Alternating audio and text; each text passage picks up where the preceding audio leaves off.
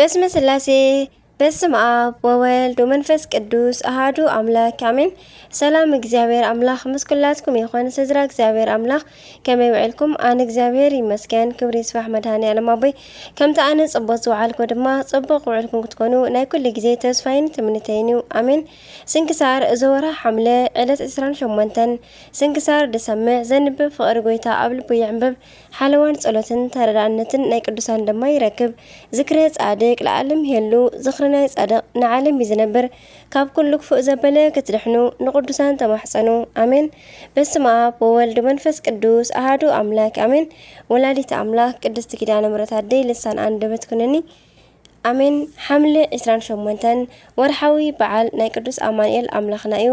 ቸርነቱ ምሕረቱ አምላኽነቱ ሰለስትነቱ ሓድነቱ ምስኩላትና ይኹን። ከምኡ ድማ ናይ አቦታትና አብርሃም ይስሐቅ ያዕቆብ በረከቶም ይሕደረና አሜን። ሓምለ 28 እንኳዕ ናብ ቅዱሳን ጻድቃን እንድራኒቆስ ወአትናስያን አቡነ ፊልጶስ ዘደብረ ሊባኖስን ዓመታዊ ዕረፍቲ በዓል ብሰላም ማብጽሐና አብጽሐኩም አሜን። ጻድቃን እንድራኒቆስ ወአትናስያ ክልተ ቅዱሳን ሰብኣይን ሰበይትን እዮም። ዝነብሩሉ ዘመን 400 ክፍለ ዘመን እዩ። እስከ እግዚአብሔር ዝቀደሶ ሓዳር እንታይ ከም ዝመስል ንመልከት። እንድራኒቆስን አትናስያን ኣብ ዘመኖም ካብ ንእስነቶም ጀሚሮም ቃል እግዚአብሔር ዝሰምዑ ንወለዶም ዝእዘዙ ነበሩ። ዘመነ ኣኺሉ ብዝግባእ ናይ ተኽሊል ስርዓት መርዓኦም ፈጸሙ። 40 መዓልቲ ምስ ተፈጸመ ቅድሚ ኩሉ ነገር ክልቲኦም ኮፍ ኢሎም ተዘራረቡ። ናይ ዝርርቦም ኣርእስቲ ድማ ንፈጣሪና ብምንታይ ነሐጉሶ ዝብል ነበረ። ዝርርቦም ዘረብኦም ዝወደኡ በዘን ውሳኔታት እዮም። ቀዳመይቲ ኩሉ ግዜ ጋሻ ክንቅበል ኣለና። ካልኣይ ነዳያን ድኻታት ካብ ቤትና ክጠፍኡ ኣይግበአን። ሳልሳይ ጸሎትን ጾምን ስግደትን ኣብ ውሽጢ ቤትና ኣይቋረጽን። ራብዓይ ብሓንሳብ ንምድቃስ ክንህወኽ የብልናን። ንሶም ጽቡቕ ሓሲቦም እዮም እሞ ኣምላኽ ዝሃቦም ሃብቲ እንዳመጽወቱ ነበሩ። ድሕሪ ናይ ቅድስና ዘመናት ጉዕዞ ብፍቓድ እግዚአብሔር ክልተ ቆልዑ ኣካታቲሎም ወለዱ። ነቲ ወዲ ዮሃንስ ነታ ጓል ድማ ማርያም በልዋ። ንዕኦም ምስ ወለዱ እንደገና ካልእ ውሳኔ ወሰኑ። ነዚ ንዝገበረልና ጎይታ ካብ ልሙዓንቲ ንሓዳር ዓራት ንፍለ ኢሎም ን12 ዓመታት ብጾምን ብጸሎትን ተወሰኑ። ህፃናት ዮሃንስን ማርያምን ብቐንዕና ዓብዮም ዕድሚኦም 12 ምስ ኮነ ንኽልቲኦም ኣብ ሓንቲ መዓልቲ ሓሚሞም ሞቱ። እዚ ንሓደ ወላዲ ናይ መጨረሽታ ኣሰቃቂ ፈተና እዩ። ክልቲኦም እንድራኒቆስን ሰበይቱ አትናስያን ደቆም ሓቂፎም ወሲዶም ቀበሩ። እንድራኒቆስ ድሕሪ ቀብሪ ናብ ቤተ ክርስቲያን ኣትዩ ኣምሪሩ ኣልቀሰ። ግን ከምዚ በለ ኣምላኽ ኢዮብ ንስኻ ሃብካ ንስኻ ወሰድካ ስምካን ዘለዓለም ይባረኽ ኢሉ ከደ። ኣደ አትናስያ ግን ካብ ብዝሒ ሓዘን ልቦንኣ ክስወር ቁሩብ ተረፎ እሞ ኣብ ናይ ደቃ መቃብር ተደፊኣ እንዳበኸየት ከላ ቅዱስ መልአኽ ልቦንኣ ናብ ሰማይ ኣዕረጎ እሞ ደቃ ዮሃንስን ማርያምን ኣብ ውሽጢ ገነት ምስ ቅዱሳን ሓሴትን ደስታን ክገብሩ ከለዉ ተመልከተት እሞ ሽዑኡ ናብ ቤት ተመሊሳ ንሰብኣያ ንእንድራኒቆስ እቲ ዝረኣየቶ ነገረቶሞ ደስ ከኣበሎም። ድሕሪኡ ነዚ ውዕለታኡ ካብ ነፍስና ወፃኢ ንህቦ የለን ኢሎም ክምንኑ ተሰማምዑ እሞ ብጣዕሚ ሃብታማት ስለ ዝነበሩ ንነዳያን ድኻታት ኣኪቦም ሃብቲ ንብረቶም ቤት ርስቶም ኣካፊሎም ናብ ገዳማ ኣስቄጥስ ከዱ። ንሳ ኣብ ናይ ኣዋልድ ገዳም ንሱ ድማ ኣብ ናይ ኣወዳት ገዳም ኣተወ። ን12 ዓመታት ብፍጹም ተጋድሎ ንፈጣሪኦም ተገዝኡ እሞ ኣብዘን ዘመናት ተራእዮም ስለ ካልእ ሰሚዖም ኣይፈልጡን። ብጸሎት ግን ብዘይ ምቁራጽ ይዘኻኸሩ ነበሩ። ድሕሪ 12 ዓመታት ናይ ፍቕሪ ኣምላኽ ኣብ ናይ ክልቲኦም ልቦና ኣብ ተመሳሳሊ ሰዓት ተመሳሳሊ ሓሳብ ኣምጸሞ ንሱ ካብ ኣበምኔት ዓብይ ኣባ ዳንኤል ንሳ ድማ ካብ ኣደ ምኔት ኣፍቂዶም ናብ ኢየሩሳሌም ካብ ቅዱሳት መካናት ምእንቲ ክባረኹ ጉዕዞ ጀመሩ። በብመንገዶም ቁሩብ ምስ ተጓዓዙ ነንባዕሎም ተረኣዩ እሞ ንሳ ፈለጠቶ። ንሱ ግን ብፍጹም ከለለያ ኣይከኣለን። እዚ ድማ ጥበብ እግዚአብሔር እዩ። ክልቲኦም እንዳዕለሉ እንዳጸለዩ ብሰላም ተባሪኾም ናብ ግብፂ ተመለሱ።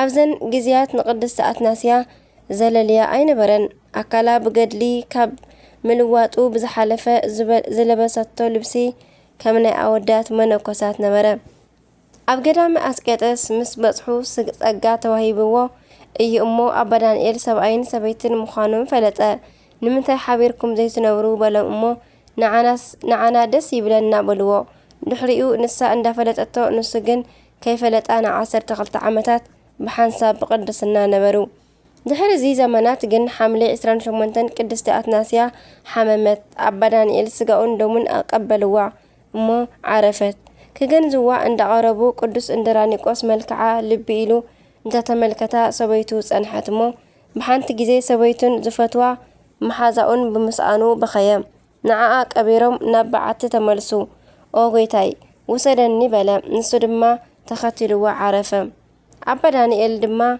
نعو كبيرو طعم زينا أم صحافة بركة محضرنا أمين أبا فيليبوس زدبر ليبانوس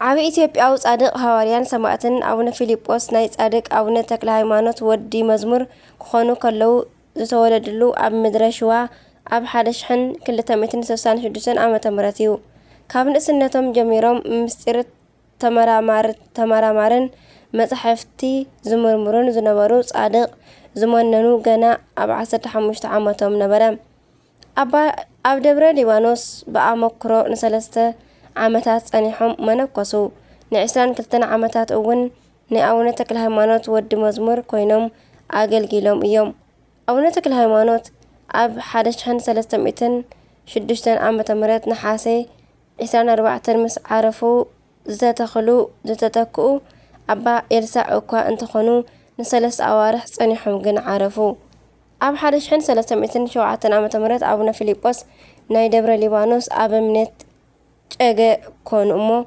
نتي قدام دما نعسران شمنتن عامتات مرحم دحريو أب زمن أتي عمدس ينن أتي سيف أرعدن بزح سدات مكرا إسراسن قرفاتن وريدوهم إيو مخنيات دما حقي سلسزاربون لنقسا سلزقسسون إيو أب سدات دما نشدشتا عامتاتن شعات ورحن كأنيام هاجر بسبكة وانجل كاب زبره 12 نبران إد حاد زخونو إجي أبا فيليبوس كاب زولدو أب 74 عامة 6 ورحن أب 341 عامة مرات عرفو استقابرلو أب دبره عنقو كخون كالو أب 140 عامات دما أبنا مرها كريستوس نعاطمم أفليسوم إيوم كاب قدسان اندرانيكوسن واتناسيان كاب صادق أبونا فيليبوسن بركتهم يخفلنا أمين حملة 28 زخبرو عامتهونا قدسان بعلات قدسان صادقان اندرانيكوسنا أتناسيا أبونا فيليبوس صادق زدبر ليبانوس ورحاو بعلات ما أمانيل روروه أملخنا قدسان أبو أبراهامن إساقن يعقوبن قدستي عامة كريستوس قدس تيودروس روماو سماعت سلازي سوأي أبون أديون حاديقو مسويتو حادي يخون كلتيهم كأ حادي أكالي خنو إذا مستير عبي إيو أنا جنا بكريستوسن ببيت كريستيانن مسلو علخو سلازي نفس وقفكم إن سويتو كم نفس جيرو يفكر سويتو ون سوأي تخبر يبل إفسون معرف حمشته فقدي 3 حدن بركتنا كلهم قدساناي علت 28 سنكسار أبزي فصام أمين بركة محضرناكم دماناي 27 حملة بعل እግዚአብሔር نغصل بسم آب بولد منفس قدس هادو أملاك أمين هذا أملاك بزخونة بابن بولد منفس قدس نزم حملة 27 ورحن صحين أب إدم عند حازو زصلي زربرو أب منز بصفحات زلو كريستيان نقرن نورجن بسمم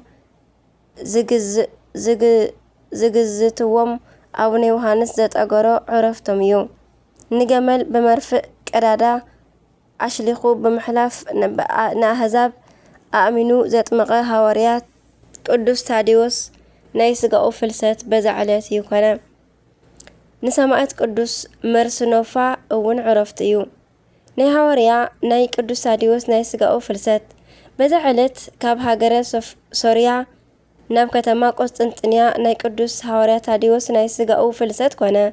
እዚ ሐዋርያ ሐምሌ 2 ኣብ ውሽጢ ሶርያ ብሰማዕትነት ምስ ዓረፈ ድሕሪ 250 ዓመታት ብዓብይ ንጉስ ብቅዱስ ቆስጠንጢኖስ ምኽንያት ናይዚ ሐዋርያ ቅዱስ ስጋኡን ናብ ቆስጠንጥንያ ፈሊሱ እዩ። ካብ ናይ ቅዱስ ታዲዎስ ስጋ ድማ ብዙሕ ኣገራሚ ተኣምራት ተገሊጾም ተረኣዩ። ንሱ ድማ ሰማዕትነት ቅድሚ ምቕባሉ ኣብ ዓለም ብሂወት ከሎ ንገመል ብዓይኒ መርፍእ ኣሕሊፉ ንኣህዛብ ዘእመነ ድንቂ ሐዋርያ እዩ። ረድኤት በረኸቱ ይሕደረና ብጸሎቱ ይምሓረና ኣሜን። ከምኡውን ሰማዕት ቅዱስ ወርስኖፋ እዚ ቅዱስ ብገድሊ ዝተጸመደ እዩ። ኤጲስቆጶስነት ክሸምዎ ኣብ ዝደለዩ ጊዜ ካብኦም ሃዲሙ ብምኻድ ናብ ሓንቲ ሃገር ከይዱ 2 መነኮሳት ናብ ዘለዎ መሕደሪ ኣትዩ ሓደረ። በታለይቲ ድማ ዝተኣዘዘ ናይ እግዚአብሔር መልአኽ ተገሊጹ ብጎይታና ስም ተኣሚኑ ናይ ሰማዕትነት ክብሪ ምእንቲ ክቕበል ኣዘዞ። ኣብ ዝነግሀ ጊዜ ድማ ነቶም 2 መነኮሳት ዝተኣዘዞ ነገሮም። ንሶም ድማ ምስኡ ሰማዕትነት ክቕበሉ ፈተው። ድሕሪኡ ናብ ሓደ ከሓዲ መኮንን ከይዶም ናይ ጎይታና ኣምላኽነት መስከሩ። መኮንን ድማ ጽኑዕ ብዝኾነ ብዝተፈላለየ ስቃያት ኣሰቃዮም። ኣብ እስር ቤት ምስ ኣጽንሖም ድማ ናብ ሃገረ ሰንዑር እንዳኣሰቃየ ወሰዶም እሞ ነገር ግን ዝተኣዘዘ መልአኽ መጺኡ ካብ ኩሉ ዝቆሰልዎ ቁስሊ ይፍወሶም ነበረ። ድሕሪኡ ድማ ናብ እትበሃል ሃገር ወሲዶም ኣብኡ ጽኑዕ ስቃይ ኣሰቃዮም። መኮንን ድማ ብዙሓት ኣመንቲ ኣኪቡ ስለ ጣዖት ኣምልኾ ትእዝዝ ናይ ንጉስ ደብዳቤ ኣንበበሎም። ንጉስ ወርስኖፋ ድማ ነዚ ኣብ ዝረኣየ ጊዜ ነታ ደብዳቤ ካብ ዘንብባ ሰብ ነፂቑ ወሲዱ ቀደዳ። መኮንን ድማ ነዚ ርእዩ ብጣዕሚ ተቆጥዐ። እሳት አንዲዶም ንቅዱስ ወርስኖፋ ናብ ውሽጢ እሳት ምእንቲ ከእትውዎ ኣዘዘ። ትእዛዙ ድማ ፈጸሙሉ እሞ ቅዱስ ወርስኖፋ ሰማዕትነቱን ተጋድሎኡን በዛ ዕለት ኣብ ውሽጢ እሳት እቶን ፈጸመ። ነቶም 2 መነኮሳት ድማ ርእሶም ብሰይፊ ቆረጽዎም እሞ ሰማዕትነቶም ብሓወት ፈጸሙ። ናይ ሰማዕታት ናይ ቅዱስ ወርስኖፋ ረድኤት በረኸቱ ይሕደረና፣ ጸሎቱ ይምሓረና ኣሜን።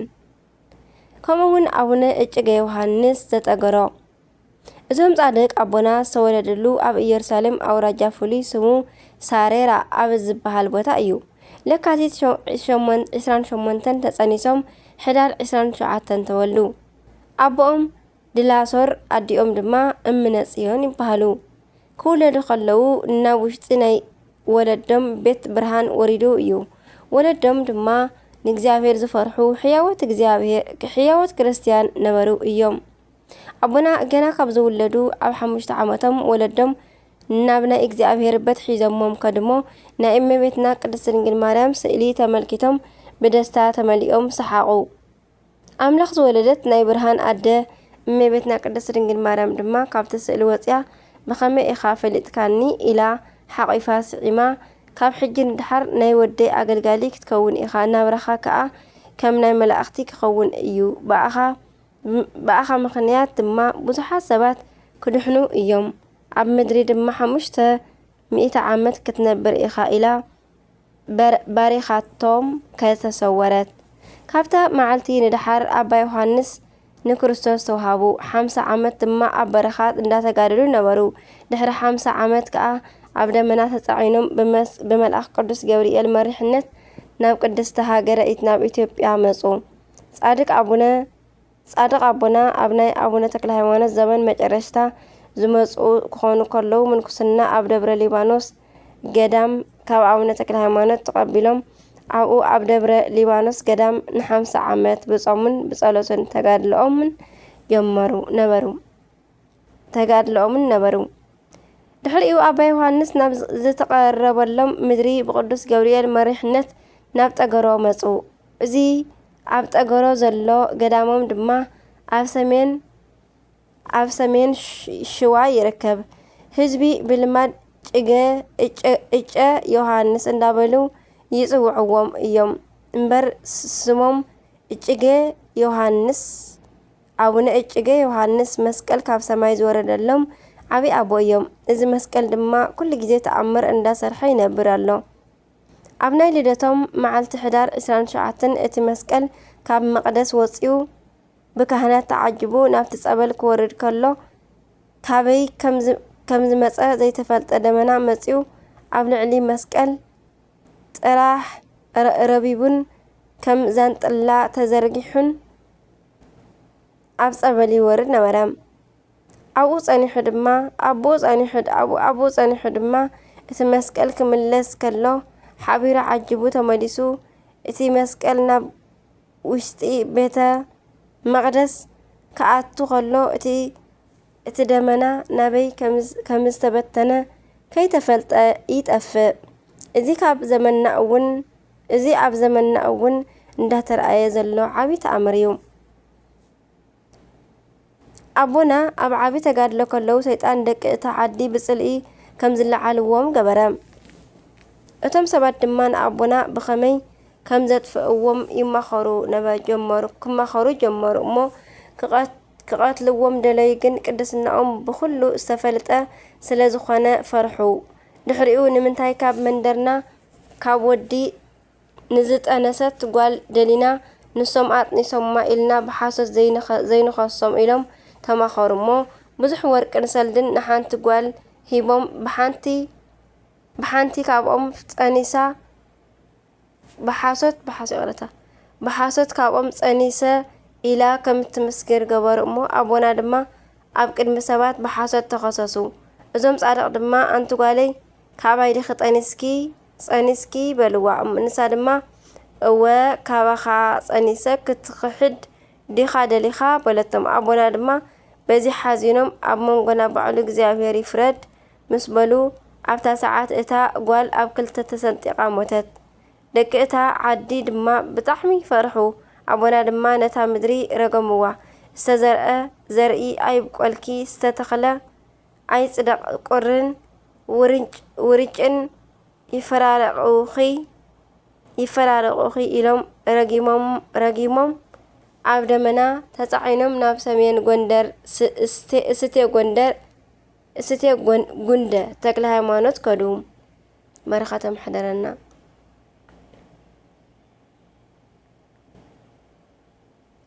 አቡነ ዮሐንስ ኣብ መላእ ኢትዮጵያ ወንጌል እንዳተዛወሩ ዝመሃሩ ክኾኑ ከለዉ ካብ ቅድስናኦም ዝተለዓለ ኣብ ፀሓይ 50 ዓመት፣ ኣብ ወርሒ 50 ዓመት፣ ኣብ ደመና 50 ዓመት ከምኡውን ንዓለም ብክንፎም እንዳበረሩ ኣብ ደመና 50 ዓመት ዝነበሩ ካብ ሰብ ተወሊዶም ምስ መላእኽቲ ዝተደመሩ ዓብይ ጻድቕ እዮም። ኣብ ይፋት ጠግሮ በዓለ ወልድ ኣብ ዓፋር ኣብ ዘሎ ኣብ መንዝ ፍርኩታ ኪዳነ ምህረት ኣብ ደብረ ሊባኖስ ኣብ ጎንድ ተክለ ሃይማኖት ካብ ካልኦት ቦታታት እንዳተዘዋወሩ ብዓብይ ተጋድሎ ነበሩ። ኣቦና ካብ ሰማይ መስቀል ዝወረደሎም ክኸውን ከሎ ሎሚ እውን ናብ ገዳሞም ዝኸደ ሰብ ብዝወረደ ብናይ ኢድ መስቀል ተዳቢሱ ቆይሞም ኣብ ጸለይሉ ማይ ብጸበሎም ተጠሚቑ በረከትን ፈውስን ይረክብ። ብተወሳኺ እውን ይሕዝዎ ብዝነበሩ መቆሚያኦም ብምብራኽ በረከት ምቕባል ይከኣል እዩ። ቆይሞም ኣብ ጸለይሉ ባሕሪ ደረቕ ሑጻ ይወፅእ እዩ። ኣባ ዮሐንስ 500 ዓመት ድሕሪ ምንባሮም ናይ ዕረፍቲ ዘመኖም ምስ በጽሐ መድኃኔዓለም ክርስቶስ ምስ 15 ነቢያት ምስ 12 ሃዋርያት ሄሮዶስ ምስ ዝቐተሎም ምስ 144,000 ህፃናት ምስ አብርሃምን ይስሐቅን ምስ ያዕቆብን ምስ ኩሎም ነገድ መላእክትን ጻድቃንን ሰማዕታትን ኩሎም ኣኸቲሉ መጺኡ ዓብይ ቃል ኪዳን ኣተወሎም። ስምካ ዝጸውዐ ገዳምካ ዝረገጸ መባእ ዝሃበ ቤተክርስትያንካ ዘስርሐ ዝሓገዘ ገድልካ ዝሰምዐ ዘስመዐ ዘተርጎመ ዝኽርካ ዝገበረ ስጋብ 10 ትውልዲ ክምሕረልካ እየ። ንስሓ ከይኣተወ ኣይክመውትን እዩ። ቆልዓ ምውላድ እንተዘይከኣለ ኣነ ቆልዓ ክህቦ እየ። ገድልካ ኣብ ቤቱ ንዘቐመጠ ሰብ ርእሱ መንፈስ ክፉኣት ኣጋንንቲ ሕማም ወባ መልአኽ ጽልመት ኣይትንክፎን እዩ። ኣብ ገዳምካ መነኮስ እንተተቐቢሩ ኣብ ሰማይ ክንፊ ከብቁለሉ እዮም። ኣይሁድ ዘይኣመነ ዘይተጠመቐ ሰብ ኩሉ ኣብ ገዳምካ መጺኡ እንተዓሪፉ ይቕረብ ክብለሉ እየ። ኣብ መቃብረይ ጎልጎታ ከም ዝተቐብረ ገይረ ክቖጽረሉ እየ ዝብል ቃል ኪዳን ምስ ሃቦም ናብ ሰማይ ዓረገ። ቅዱስ ኣቦና ኣብ 500 ዓመቶም ሐምሌ 29 ዓሪፎም ኣብ ጉንዲ ተክለ ሃይማኖት ተቐብሩ። ኣብ ሰሜን ጎንደር ዝርከብ እዞም ጻድቕ ባዕሎም ዝመሰረትዎ እዩ። ነገር ግን ናይቲ ገዳም ስም ብኣቦና ኣቡነ ተክለ ሃይማኖት ስም ገበርዎ። ኣቡነ ዮሐንስ ምስ ዓረፉ ግርማኖኦም መሰረት ኣብ መንዝን ኣብ ይፋትን ቁርን ድርቅን ስለ ዝበዝሖም ሓደ ብቑዕ ባሕታዊ ካብ በዓቶም ወፂኦም ብምኽንያት ሕሜታኹም እጨጌ ዮሐንስ ስለ ዝረገመኩም እዩ ናቱ ዓጽሚ እንተዘይኣምጺእኩም ቁርን ውርጭን ድርቅን ክጠፍኣልኩም ኣይክእልን እዩ በሎም። እቶም ህዝቢ ድማ ኣቦና ኣብ ጉንዲ ተክለ ሃይማኖት ምስ ተቐበሩ ድሕሪ 1340 ዓመታት ብቅዱሳን እንዳተመርሑ ከይዶም ኣብ ፍርቂ ለይቲ ዓጽሞም ኣምጺኦም ኣብ ሃገሮም ስለ ዘቕመጡ ቁርን ውርንጭን ኣብ ወንዝ እንዳቐነሰሎም መጸ። ሎሚ እውን ኣብታ ዓዲ ቀርን ውርንጭን እንተበዚሑ ናይዞም ጻድቅ ኣቦታት እንተኣውፂኦም እቲ ቅዱስ ይጠፍኣሎም እዩ። ኣብ ውሽጢ ጠገሮ ዝበሃል ገዳሞም ዝርከብ ጸበሎም ብጣዕሚ ዘደንቕ እዩ። ፍርቂ ዓጽሞም ካብ ጉንዲ ሃይማኖት ኣቦኦም ኣብ ጥቓ 44 ወደ መድኃኔዓለም ኣብ ሩፍታ ኪዳነ ምህረት መጋቢት 18 ፍልሰተ ዓጽሞም ተወከፍ ነታ ምድሪ ድማ ተባረኸት።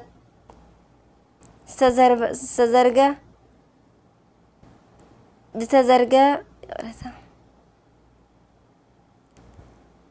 ሃራ መድኃኔዓለም ኣብ ፍርኩታ ኪዳነ ምህረት መጋቢት 18 ፍልሰተ ዓጽሞም ተኸናወነ። እታ ምድሪ ድማ ተባረኸት። ዝተዘርአ ኣብቆለት ውርንጭን ቁርን ቀነሰ። ዝናብ እንተኣብዩ ወይ እኽሊ ዝውድእ ኣንበጣ እንተመጺኡ ታቦታት መጺኡ ምህለላ ይተሓዝ። ሽዑ ድማ መቕሰፍቲ ይርሕቕ፣ ዝናብ ከኣ ይዘንብ። እዞም ጻድቕ ደመናን ወርሕን ፀሓይን ኣብ ኢዶም እንዳሓዘኑ ዝጽልዩ ዝነበሩ ኣቦ እዮም። ኣብ ጠገሮ ኣብ ዘለዎ ኣብ ፍርኩታን ካብ ገዳማት ዓበይቲ ቦታታት ኣብ ሓደ ገዳም 50 ዓመት ብጸሎት ነቢሮም ብጠቕላላ ኣብ 500 ዓመቶም እዮም ዓሪፎም። ኣቡነ እጨጌ ዮሐንስ ረድኤት በረኸቶም ይሕደረና ብጸሎቶም ይምሓረና ኣሜን። ሐምሌ 27 ዝኽበሩ ዓመታዊ ቅዱሳን በዓላት ቅዱስ ታዴዎስ ሐዋርያ ፍልሰቱ፣ ቅዱስ ወርስፎስ፣ ቅዱስ ኣቦና እጨጌ ዮሐንስ ዘጎንደር። በረከቶም ይሕደረና ዝወደቐት ነጠበ ኩሉ ብኣፈ ቅዱሳን ዱካ መላእክት ተኣርመሊ። ናይ ዕለት 27 ስንክሳር ኣብዚ ይፍጸም። ከምኡ ድማ ናይ ዕለት 30 ሐምለ ናይ መወዳእታ ወርሕን ይጅመር። በስመ አብ ወወልድ ወመንፈስ ቅዱስ አሐዱ አምላክ አሜን። 30 ሐምለ ሰማዕታት ቅዱስ መርቆሬዎስን ቅዱስ ኤፍሬምን። በዛ መዓልቲ እዚኣ 30 ሐምለ ገሊላውን ቅዱሳን ቅዱስ መርቆሬዎስን ቅዱስ ኤፍሬምን ብሰማዕትነት ኣዕረፉ። እዚኣቶም ድማ ካብ ከተማ ኣክሚም ዝወፁ እዮም። ብመንፈስ ቅዱስ ዝፋተው ኣሕዋትን ብስጋ እውን ኣዝማድን ነበሩ። መንፈሳዊ ስምምዕነት ብምግባር ድማ ኣብ ላዕለዋይ ግብፂ ካብ ዘለዋ ገዳማት ኣብ ሓደ ገዳም መንኮሱ ብጾም ብጸሎትን ብስግደትን ዓብይ ተጋድሎ እናተጋደሉ ድማ 20 ዓመት ዝኣክል ተቐመጡ። ድሕሪኡ ጸላኢ ዲያብሎስ ኣብ ልዕሊ ኣብያተ ክርስቲያናት ካብ ህዝቢ ኣርዮስ ጸገም ምስ ኣምጽአ ኣርዮሳውያን ብትእዛዝ ኣርዮሳዊ ንጉስ መስዋዕቲ ንኽስውኡ ናብ ውሽጢ ኦርቶዶክሳዊት ቅድስቲ ቤተ ክርስቲያን ኣተዉ። እዞም ክልተ ቅዱሳን ድማ ኣምላኻዊት ቅንዓት ቀንኡ ናብ ቤተ ክርስቲያን ነቲ ኣርዮሳውያንን ዘቐመጥዎ መስዋዕቲ በተንዎ። ብስም ስሉስ ቅዱስ ዘይተጠመቐ መስዋዕቲ ክዓርግ ኣይግብኦን እውን በልዎም እሞ ኣብቲ ግዜ ድማ እቲ ኣርዮሳውያን ነዞም ቅዱሳን ጽኑዕ መግረፍቲ ገረፍዎም። ኣዕጽምቶም ክሳብ ዝስበራ እውን ናብ መሬት ነጺሖም ረገጽዎም። ነብሳቶም እውን ናብ ኢድ እግዚኣብሔር ኣረከቡ። ናይ ሰማዕትነት ኣኽሊል እውን ተቐበሉ። ምእመናን መጺኦም ድማ ስጋኦም ወሲዶም ብሰናይን ኣልባሳትን ገኒዞም ኣብ ሰናይ ቦታ እውን ኣቕመጥዎም። ካብኣቶም እውን ንሕሙማት ዓብይ ፈውሲ ኾነ። በረከቶም ሕደረና። ንእግዚኣብሔር ምስጋና ይኹን። ንዓና እውን ብጸሎት እዞም ኩሎም ቅዱሳን ይምሓረና ኣሜን። አርኬ ሰላም እብል ኣህወ ክልኤተ መርቆራ ወኤፍሬም እንዘይቀንኡ ቅንዓተ ምስዋኢሆሙ ርኩስ ኣመ ወገሩ ህብስተ ህዝቢ ኣርዮስ እያንተጉ ክያሆሙ ዝብጠተ እስከነመጠው ነፍሰሙ ክብርተ ይብል። በረከቶም ሕደረና ኣሜን። ኣባ ጢሞቴዎስ ከምኡውን በዛ መዓልቲ እዚኣ ናይ ሊቀ ጳጳሳት እስክንድርያ ኣባ ጢሞቴዎስ ካብ ምስር ናብ ደብረ ኣባ መቃርስ ናይ ስጋኡ ፍልሰት ኮነ። በረከቱ ምሳና ተሃሉ ንዘለዓለም ኣሜን። ሰላም ለጢሞቴዎስ ለጴጥሮስ እሁሁ ጳጳሰ ሃገር ዘኮነ እምነ ቅድሚሁ በቆስጠንጥንያ ዘኮነ ማህበረሙ ለእሊአሁ ተክእወ ለምእመናን ህውከተ እከይ ዘሰርሁ ሰላም ብዙህ እስከ ይሃልፍ ጊዜሁ። በረከቱ ይሕለለና። ኣባ ጳውሊ መናኒ ከምኡውን በዛ መዓልቲ እዚኣ መናኒ ሃብትን ክብርን ጳውሎስ ኣዕረፈ። እዚ ጳውሎስ ዝተባሃለ በዓል ጸጋ ሰብ እዩ። ሕያወይቲ ሰበይቲ እውን ነበረቶ። ዝተባረኹ ሕያወት ቆልዑ እውን ነበርዎም። ንሱ ድማ መነኮስ ክኸውን ደለየ እሞ ንሰበይቱን ደቁን ጸዊዑ ድማ እንሆ ምእንቲ ናይ ክብሪ በዓል ቤት ክሸጠኩም ፈተኹ በሎም። ንሳቶም ድማ ንስኻ መላኺና ኢኻ እሞ ዝደለኻ ግበር በልዎ። ድሕሪኡ ጳውሎስ ኩሉ ገንዘቡ ኣውፂኡ ንድኻታት ንጸሞም ዝሓደሩን ሃቦም። ንሰበይቱ ድማ ናብ ገዳም ደናግል ወሲዳ ንእመ ምኔት ጸዊዑ ንገዳምኪ መገልገሊት ትኹትኮነኪ ንሰበይተይ ክሸጠልኪ እደሊ ኣለኹ በላ። ንሳ እውን እሺ በለቶ። ናይ መሸጢ ደብዳቤ እውን ፀሓፈላ። እቲ ዋጋ መሸጣኣ ተቐቢሉ ድማ ንነዳያን ሃቦ። ንደቁ እውን ከም ኣድኦም ወሲዱ ናብ ሓለቓ ገዳም ሸጦም። ንዕኡ እውን ሃቦም። ካብዚ እንድሓር ናብ ካልእ ቦታ ኸደ። ንባዕሉ ድማ ናብ ሓደ ሓለቓ ገዳም ሸጠ። ነቲ ሓለቓ ድማ ናብቲ ቤተ ክርስቲያን እቲ ገዳም ንበይነይ ከኣቱ እደሊ ኣለኹ በሎ። ምስ ኣተወ ከዓ ነቲ ማዕጾኣ ዓጺኡ ኢዱ ዘርጊሑ ቆመ። ዓው ኢሉ እውን ኦጎይታይ ብፍጹም ልበይ ናባኻ ከም ዝመጻእኹ ንስኻ ትፈልጥ ኢኻ በለ። ካብ ሰማይ ድማ ሓሳብካ ኩሉ ፈለጥኩ፣ ብፍጹም ልበይ ድማ ተቐበልኩኻ ዝብል ድምፂ ናብኡ መጸ። ብድሕሪ እዚ ድማ መንኮሰ። መጨነቕቲ ዝኾኑ ናይቲ ገዳም ስራሕቲ ኩሉ ግዜ ከም ባርያ ኮይኑ እናሰርሐ ነበረ። ንዓርሱ እውን የመና ኣትሕት ኣቢሉ ኣመና ኣትሕት ኣትሓተ። ነገር ግን እግዚአብሔር ምእንቲ ትሕትናኡ ልዕል ኣበሎ። ብዙሓት ተኣምራት መንክራትን እውን ካብኡ ተገልጹ። ብድሕሪ እዚ ድማ ብሰላም ኣዕረፈ። ንእግዚአብሔር ኣምላኽና ምስጋና ይኹን። ንዓና እውን ብጸሎቱ ይምሓረና ንዘለዓለም ኣሜን። ሰላም ለጳውሎስ ዘሰጠ ብእሲቶ ውልዶ ወርእሶ ዳግመ ሰይጦ ለክርስቶስ ዘተጸምዶ ውስተ ቤተ ክርስቲያን መዊኦ ሶበ ጸርሃ በኣፈድፍዶ ቃለ ኣኮቴት እምሰማይ ወሪዶ ዘይፈጽም ኮነ ኩሎ መፍቅዶ። ቅዱስ ሱርያል ሊቀ መላእክት ከምኡውን በዛ መዓልቲ እዚኣ ቅዳሴ ቤተ ክርስቲያን إسرائيليو وكأ رداء إسرائيل استبهاله قدس سوريال ملأخ استخبر اللويو عملاد نتون رديئتون مسانا يكون آمين سلام إبل لبيتك قداسها دهرفت أمو بقصت أنتنيا هنسها سوريال جهادة تأمريك أمها إمزي تباهتت ذا سئلك تكابيئو سويها عين أور بقصبت برها قدس اندرياس حواريا كمون بذا معلت زيا قدس اندرياس حواريا تأمر قبرا اندرياس أبوشت هاجرة صرق انكلو كبرن مسكانان يخنمو قويتانان أملخنان إيسوس كريستوس سجلس قالو كيدو نماتياس نخد حنو زنقرو تنس نماتياس كبيت مأسرتي نختوصو نبتي عدي بلعت سبكيد اتم دقي إذا عدي دحري 3 معلتي نخبل عوو كوصقو إيوم أمو أول بلا قدس اندراس دمان قويتانا أو قويتاي 3 معلتي انت تعرفوه كمي جردأ كبصحي خيل نجرجن فتينو زوصقو كاب ملأخت دأ نحادة دأ لأخ انبر بلا قويتانا دما أنا نتهاجر نبعلا مس أهزبا نابزي نعي انتي ليا نابزي تمتصيا نسخة دك مزامرتخان جن بنجوه تلاعلكم نبت أف بحر خيدو استقربت مركب دما اخترقوا بإيهم بلا قويتانا دما ناندرياس إذا مس نقرب بخبري عارجة مسوق حد ما اندرياس مسلك مزامرتو تتنسيو نبت ودب بصبو استقربت مركب دما رخبة قويتانا دما بليك هامر كابيتين أمثال تقلصلو نجرجن اندرياس أي فلوتون سلز نبرة أو ليك هامر سلام نعخا يخون بلا ويتانا دما نايكزابير سلام يحلركا بلا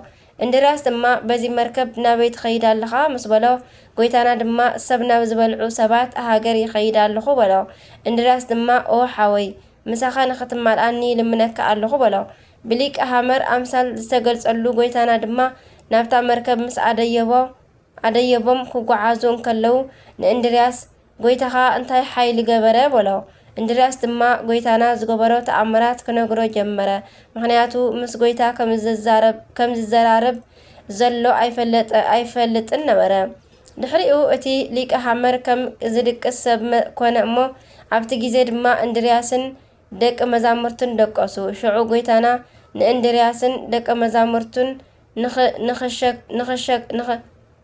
نخشكموم نملأختي عززم امو وسيدم دما كابت بحري وصاي اقمطوم كاب دقاسم مسخو دما مركب ايرخبون اندراس دما نايتا مركب ليق هامر زنبره قويتانا مخانو فلطه امو ندقو دما نغرم اندراس دما شعو كصلي مسجمره حجون قويتانا تغليصو فتوي اندرياس اي تفرح انا ازي جيرلك الله امو ولا حنتي سأنن نجر كم زي اللي تفلت إخا حجي دما نابت بيت ما أسرتي كيدكا نماتياسن مسؤول زلو سباتن نخلهم هاوز أيام ولو اندراس دما دق حيزو نابتا ختما بمتاو ماتياس نابستا أسر البيت ما أسرت مسبتها اتبيت ما أسرتي برها بعد دما تخفتلو نماتياس مس دق مزامرتو أبت وشت بيت ما أسرتي خبو أمو سلام تامس توهابو بزح عدلو اندراس دما من ماتياس دحري كلتا معلتي أوصيهم كم انسسا حاريدهم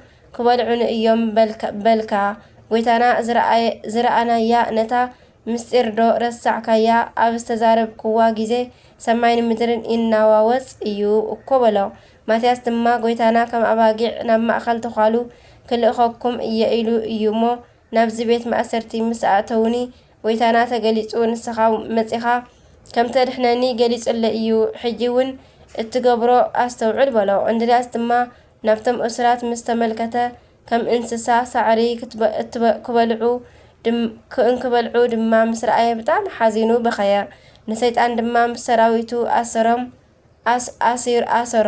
دحريو خلتي هاوريات تنسيهم مسأليو أعداهم أبلعلي اتم أسرات مسعانو ناب أمرهم تملسو كابتي كتما وصيهم أبو بحادنت نخقمتو أززم أمو وصيهم أبتي نايته كتما قدنا تقميتهم اتزخون نجر مكتسال جمرو سب زبلعو نايته هاجر سبات كم لمادهم نزبلعو وترنيا سب كابت بيت مأسرتي كم سعو مسو ናይቲ ቤት ማእሰርቲ ኣፍ ደገ ተኸፊቱ እቶም እስራት ድማ ኣምሊጦም ከም ዝወፁ ተመልከቱ። በዚ ግዜ ድማ ሰይጣን ሰብ መሲሉ ተገሊጹ ነዚ ዝገበሩ ሐዋርያት እዮም ብምባል ነገሮም። ንሳቶም ድማ ንኽልቲኦም ሐዋርያት ሒዞም ብምእሳር ኣብቲ ከተማ እናጎተቱ ኣዘርዎም። ኣብ ቤት ማእሰርቲ እናሓደሩ ድማ እስካብ 3 መዓልቲ ከምዚ ገበርዎም። ደሞም ድማ ኣብ ልዕሊ ምድሪ ከም ማይ ፈሰሰ።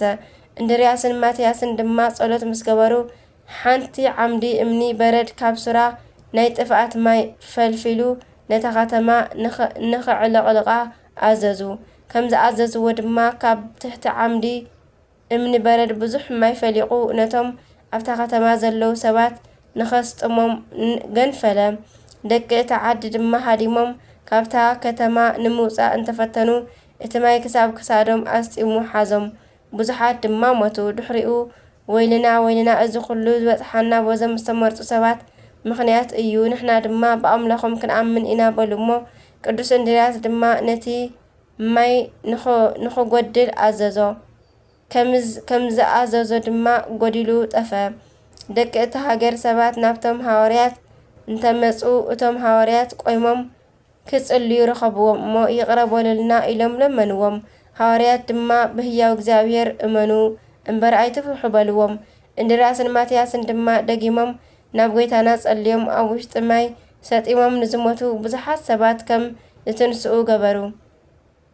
ሰብ ዝበልዑ ደቂ እታ ዓዲ ድማ ኣእምሮኦም ተመሊሱሎም ናብ ናይ ቀደሞም ኣርኣያ ሰብ ተመለሱ። ምክንያቱ ድማ ቀዲሙ ሰይጣን ሓዲርዎም ስለ ዝነበረ እዩ። ሕጂ ግን ናብ ናይ ዝቐደመ ናይ ኣራዊት ጠባዮም ርሒቁሎም ሰብ ዝበልዖ መግቢ ዝምገቡ ለዋሃት ኮኑ። ድሕሪኡ ክልቲኦም ቅዱሳን ሐዋርያት ንኹሎም ብስም ኣብን ወልድን መንፈስ ቅዱስን ኣጠመቕዎም። ስጋኡን ደሙን ድማ ኣቐበልዎም። ቤተ ክርስቲያን ሰሪሖምሎም ሕግን ስርዓትን ኩሉ ኣስተምሂሮም ካብ ትእዛዞም ንኸይናወፁ መኺሮም ዝቐንዐት ተዋህዶ ሃይማኖት ኣጽንዑሎም። ሐዋርያት ድማ ሃይማኖት እናመሃርዎም 30 መዓልቲ ምስኦም ምስ ተቐመጡ ኣገልገልቲ ኤጲስቆጶሳት፣ ካህናት፣ ዲያቆናትን ሸሙሎም። ዝኸበሩ ቅዱሳን ሐዋርያት ብዙሕ ተኣምራት ገበሩ፣ ንኹሎም ሕሙማት ፈወሱ። ድሕሪኡ እንድርያስ ምስ ደቂ መዛሙርቲ ናብ ሃገረ ግሪክ ተመልሰ። ንእግዚአብሔር ምስጋና ይኹን፣ ንዓና እውን ብጸሎቶም ንኣቦታትና ጐይተትና ሐዋርያት ይምሓረና። በረከቶም እውን ምስ ርእሰ ሊቃነ ጳጳሳት ኣባ ማትያስ ምስ ኩሎም ሊቃነ ጳጳሳትን ኤጲስቆጶሳትን ምስ ኩልና ህዝበ ክርስቲያን ተሃሉ ንዘለዓለም ዓለም ኣሜን።